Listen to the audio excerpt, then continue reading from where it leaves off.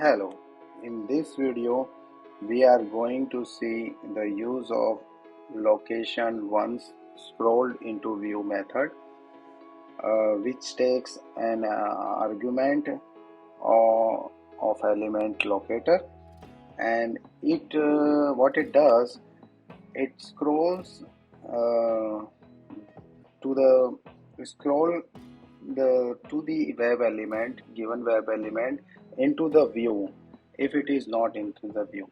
So let's see the example running. So let's run the test by typing nRoBo --key test method name and run the test. So test started running, and browser instance spun up and opening the link, and here we can see we provided this element. What you see is what you get, and that element is using this method, that element comes into the view. So that is the usage of this method, scroll location scroll to be into view. So that's it. Thank you.